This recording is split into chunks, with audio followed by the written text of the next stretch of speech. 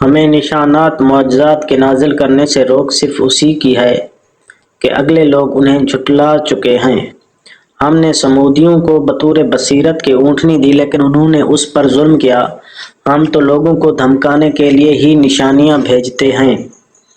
اور یاد کرو جب کہ ہم نے آپ سے فرما دیا کہ آپ کے رب نے لوگوں کو گھیر لیا ہے، جو عینی روایت ہم نے آپ کو دکھا دی تھی وہ لوگوں کے لیے صاف آزمائش ہی تھی، اور اسی طرح وہ درخت بھی جس سے قرآن میں اظہار نفرت کیا گیا ہے، ہم انہیں ڈرا رہے ہیں لیکن یہ انہیں اور بڑی سرکشی میں بڑھا رہا ہے۔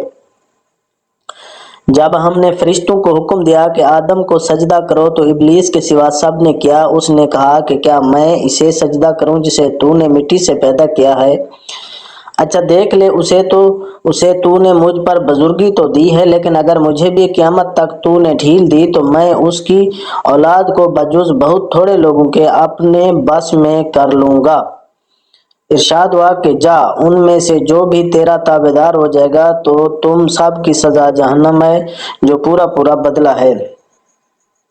ان میں سے تو جسے بھی اپنی آواز سے بہکا سکے گا بہکا لے، اور ان پر اپنے سوار اور پیادے چڑھا لا، اور ان کے مال اور اولاد میں سے اپنا بھی ساجھا لگا، اور انہیں جھوٹے وعدے دے لے۔ ان سے جتنے بھی وعدے شیطان کے ہوتے ہیں سب کے سب سراسر فریب ہیں۔ میرے سچے بندوں پر تیرا کوئی قابو اور بس نہیں، تیرا رب کارسازی کرنے والا کافی ہے۔ تمہارا پروردگار وہ ہے جو تمہارے لیے دریا میں کشتیاں چلاتا ہے کہ تم اس کا فضل تلاش کرو، وہ تمہارے اوپر بہت ہی مہربان ہے۔ اور سمندروں میں مصیبت پہنچتے ہی جنہیں تم پکارتے تھے سب گم ہو جاتے ہیں، صرف وہی اللہ باقی رہ جاتا ہے۔ پھر جب وہ تمہیں خشکی کی طرف بچا لاتا ہے تو تم منہ پھیر لیتے ہو، اور انسان بڑا ہی ناشکرا ہے۔ تو تم اس سے بے خوف ہو گئے ہو کہ تمہیں خشکی کی طرف لے جا کر زمین میں دھنسا دے، یا تم پر پتھروں کی آندھی بھیج دے، پھر تم اپنے لیے کسی نگہبان کو نہ پا سکو۔ کیا تم اس بات سے بے خوف ہو گئے ہو کہ اللہ تعالیٰ پھر تمہیں دوبارہ دریا کے سفر میں لے آئے، اور تم پر تیز و تند ہواؤں کے جھونکے بھیج دے، اور تمہارے کفر کے باعث تمہیں ڈبو دے، پھر تم اپنے لیے ہم پر اس کا دعویٰ پیچھا کرنے والا کسی کو نہ پاؤ گے۔ یقیناً ہم نے اولاد آدم کو بڑی عزت دی، اور انہیں خشکی اور تری کی سواریاں دیں، اور انہیں پاکیزہ چیزوں کی روزیاں دیں، اور اپنی بہت سی مخلوق پر انہیں فضیلت عطا فرمائی۔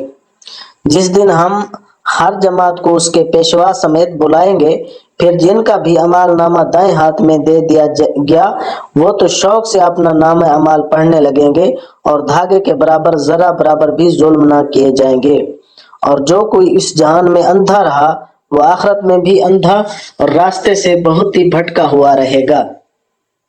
یہ لوگ آپ کو اس وحی سے جو ہم نے آپ پر اتاری ہے بہکانا چاہتے کہ آپ اس کے سوا کچھ اور ہی ہمارے نام سے گڑ گڑا لیں، تب تو آپ کو یہ لوگ اپنا ولی دوست بنا لیتے۔